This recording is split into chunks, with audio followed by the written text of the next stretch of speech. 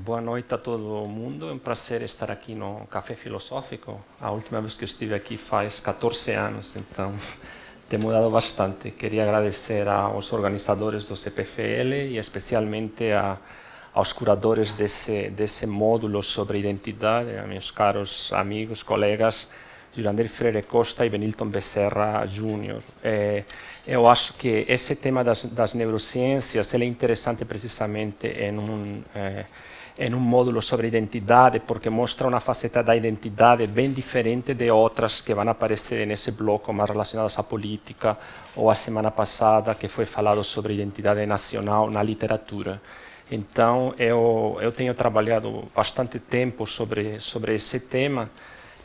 Ano passado publiquei com meu colega Fernando Vital esse livro, que se chama, é um livro em inglês, Being Brains, Ser Nossos Cérebros, e que vai ser publicado agora em português pela editora N-1 de São Paulo. Então, fazendo um pouco, me remetendo ao título da palestra, Nós somos nossos cérebros, eu acho que eu não tento de alguma maneira responder essa pergunta, até porque não acho que exista uma resposta rápida ou unívoca a essa pergunta. E se tivesse que responder, eu diria não, não somos nossos cérebros. Mas isso não é interessante. O que é interessante explorar? É precisamente como essa ideia de que os seres humanos são, de alguma maneira, reducíveis a seus cérebros, se tornou pensável, imaginável. O que deve acontecer na sociedade para que isso acontecesse? Porque essa ideia deveria ser considerada uma crença, um credo, a gente diria, e não resultado de um fato científico comprovado. Ou seja, boa parte da minha palestra vai ser para mostrar que a ideia de que somos nossos cérebros, ou se somos nossos cérebros, não é resultante de avanços da pesquisa nesse campo vasto que se chama das neurociências no plural. Então, o que me interessa é saber como essas ideias sobre o humano, uma certa visão da subjetividade, ela aparece em uma série de campos, em uma série de aspectos, em uma série de disciplinas em nossa cultura, em nossa sociedade. De alguma maneira, interessa saber realmente essa ideia da redução do ser humano ao cérebro molda a vida das pessoas, forma a subjetividade das pessoas e se o faz, em que medida? Ou seja, em que medida a identidade é reduzida ao cérebro? Essa seria um pouco uma pergunta que é muito difícil de responder. A gente levou uma década escrevendo esse livro e não acho que a gente tenha uma resposta, e é muito mais difícil tentar dar uma resposta em 60 minutos. Bom, para começar, a gente pode dizer que desde a chamada década do cérebro, a década de 1990 foi chamada pelo então presidente George Bush, o pai, como a década do cérebro, e isso significou uma canalização de financiamentos, grandes financiamentos para pesquisa básica em neurociência.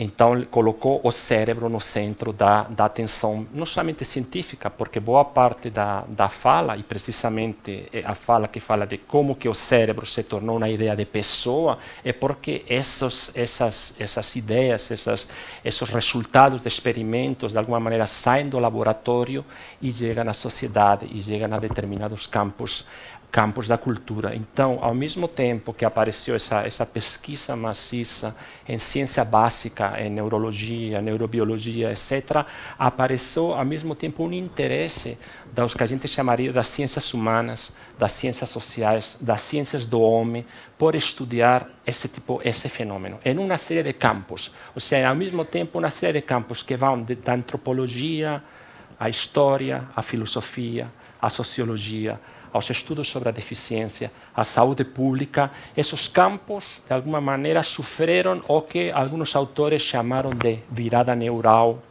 neurovirada, neurocentrismo, virada neurocientífica, ou seja, uma série de desdobramentos das próprias ciências humanas que dão lugar a uma série de campos do saber novos, aos quais vou me remeter mais adiante, como seriam, por exemplo, o neurodireito, a neuroética, o neuromarketing.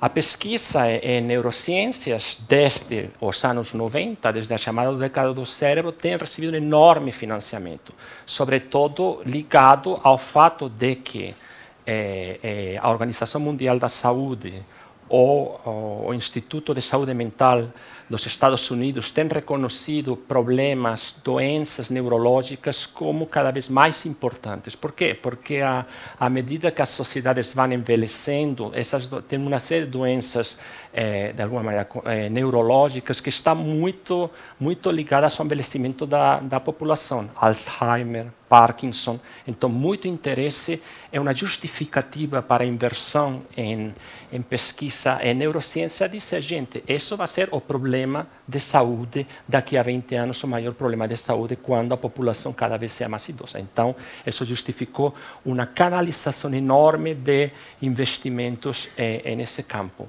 Mas, ao mesmo tempo, existe uma espécie de senso comum nesse tipo de campos, e no campo que a gente chamaria da psiquiatria ou da saúde mental, em um sentido mais amplo, que conceitualiza, que pensa a doença mental como um transtorno cerebral. Isso seria um pouco uma pergunta que muitas pessoas aceitam sem questionamento. Ou seja, em determinados contextos, você questionar que a doença mental não é um transtorno cerebral é como dizer que você está na Idade Média ou que tem uma visão dualista do indivíduo, corpo e alma como entidades separadas, etc. Seria uma espécie de senso comum desse campo, não é? Tanto que a OMS, por exemplo, a caracterização das doenças mentais, ela coloca em um mesmo bloco, em um mesmo conjunto, o que seriam os transtornos mentais,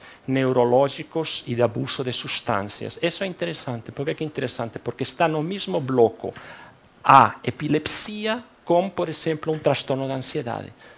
E, com isso, é mais fácil dizer que, no fundo, todo é uma questão exclusivamente biológica. Ou seja, eu matizo aqui o exclusivamente. Em nenhum momento a gente está pensando, nem meu colega Fernando Vidal, coautor desse livro, nem eu, que não exista uma base biológica para todo comportamento. A questão é que essa não é a única dimensão, nem é uma dimensão determinante de uma maneira exclusiva, causal, a gente diria, desse tipo de comportamentos, não é?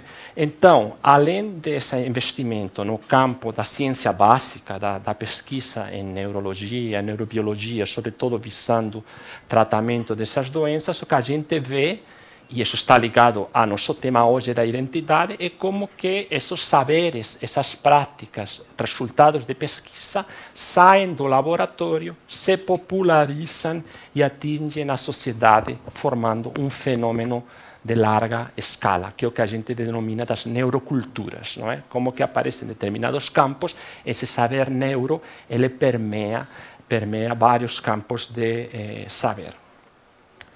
Que é um pouco um ponto de partida nessa discussão? Eu acredito que essas abordagens neurobiológicas para falar de comportamentos humanos complexos, eu não acredito que elas sejam sempre, e eu sublinho o sempre, como as mais adequadas ou as mais relevantes para falar desses fenômenos, porque é nesse campo que aparece é que essas explicações em base neurológica são as únicas que valem, porque aparentemente são as que têm a chancela da ciência, o resto na base da opinião, etc. E a gente um pouco, nesse livro, mostra que esse não seria o ponto de partida, não é? Não, a gente não acredita que, como uma frase comum nesse universo, que a mente seja o que o cérebro faz, ou seja, uma identificação de mente com o cérebro. Por que não acreditamos? Porque essa identificação, ela não resultou de avanços da ciência, porque de alguma maneira, quando se fala dessa identificação, se diz, claro, a mente é o cérebro, ou a mente é o resultado das operações do cérebro. Quando se fala disso, se fala, não, isso a ciência tem demonstrado. Aí você vai ver, a ciência não tem demonstrado isso. Historicamente, essa identificação mente e cérebro, ela surgiu muito mais por, a gente diria, transformações na história das ideias, transformações na história da filosofia, que dizem respeito a noções de pessoa e da identidade pessoal. O filósofo britânico empirista do século XVII, John Locke, em um livro que se chama Ensaio sobre o Entendimento Humano, ele, de alguma maneira, concibe a pessoa humana como uma continuidade de memória e de consciência. Não é? É precisamente através da memória que está a chave da identidade. Por isso que os transtornos, é uma coisa que é até hoje e para a maioria da gente, por isso que os transtornos da memória são tão terríveis, não é? Os transtornos de quando a pessoa não se reconhecer mais como sendo si mesma. E localiza isso no cérebro. Mas localiza no cérebro não porque a ciência do momento tivesse achado isso como um achado científico. Isso, mais que nada, é um postulado filosófico. Então, não é um fato científico. Então, seria um pouco, essa seria a questão. Ao mesmo tempo, essa identificação de mente e cérebro, ela não é nem necessária, nem inevitável. É uma forma de se referir ao humano que hoje a sala cheia aqui mostra, ela é importante, é uma forma das pessoas, é um vocabulário de falar sobre si mesmo, das relações com os outros, que ele é um vocabulário valorizado nas nossas sociedades, mas ele não é nem necessário nem inevitável. Poderia ser outro, e meu argumento é que ele convive junto aos outros vocabulários. Então, esse universo neuro serve a muitos interesses políticos, econômicos, e ele se rege mais por esses interesses que pelos ideais da produção do conhecimento científico. Evidência, verificabilidade, objetividade. Então, esse seria um pouco isso. Seria mais determinados interesses em determinados campos econômicos, políticos, etc. Uma certa visão do homem, muito mais do que a ciência nos mostrou que a mente é o que o cérebro faz. Mas o que quer dizer que a identidade está no cérebro? O que quer dizer isso? Isso quer dizer que existe algo que a gente poderia chamar processos de subjetivação cerebrais, não é? A gente usa muito esse conceito de sujeito cerebral para falar dessa ideia. Outros autores têm falado, por exemplo, do eu neuroquímico, etc. Então, o que quer dizer um processo de subjetivação cerebral? São simplesmente formas que as pessoas usam para pensar, para sentir, para agir sobre si mesmas e sobre os outros, baseados nessa crença de que seu comportamento é basicamente, fundamentalmente determinado pelo seu cérebro. Então, essa seria um pouco essa ideia. Obviamente, no plano individual, essa ideia de sujeito cerebral não é apenas um rótulo que se dá a uma pessoa. Também não é um objeto. Quando a gente fala identidade no cérebro, a gente não está pensando no cérebro na cuba, como aparece em filmes de ficção científica, muito usado também na filosofia analítica para pensar a identidade da pessoa. Como eu sei que não sou um cérebro na cuba? Não? Esse seria um pouco o argumento. Não. É simplesmente uma forma de falar sobre si, de se relacionar com os outros, que tem como fundamento essa crença subjacente de que, no fundo, a subjetividade, o comportamento é determinado pelo cérebro.